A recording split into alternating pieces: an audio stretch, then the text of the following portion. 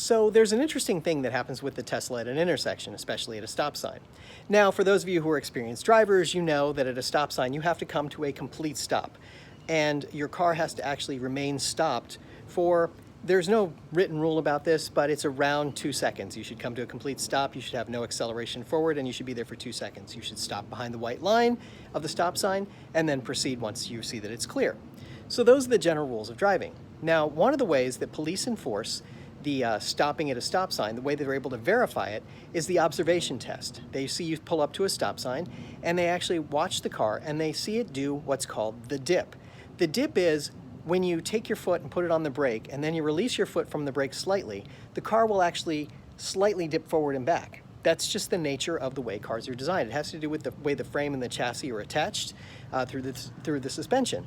And so it'll actually stop that way.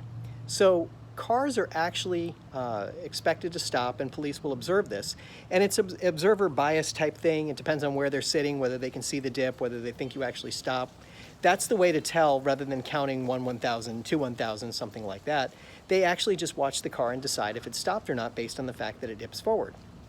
But the thing that I noticed is when you're driving the Tesla, if you're using the regenerative braking and you're just tapping the brakes lightly, the car does not dip. It slows down, it comes to 0 miles an hour, and then will actually stop.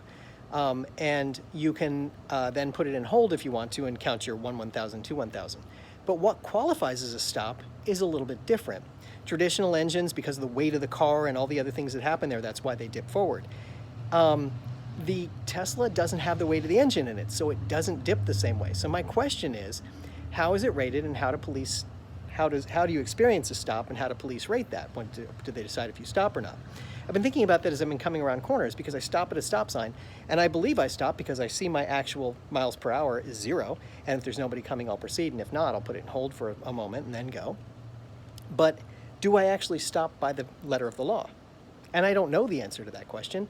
It's something that I guess over time will evolve, but it's the observational piece about watching the dip doesn't exist anymore. And I just found that really interesting and I wanted to share that. So it's kind of funny when you look at it, this is the way it works.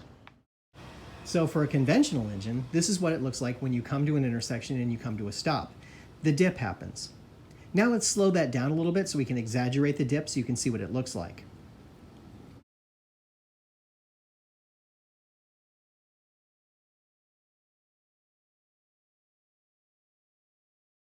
For the Tesla, when it comes to the same intersection, you can see that it actually slows down to 0 miles per hour. And 0, of course, means you're not moving, you're stopped. But you can put it in hold to kind of accentuate the point.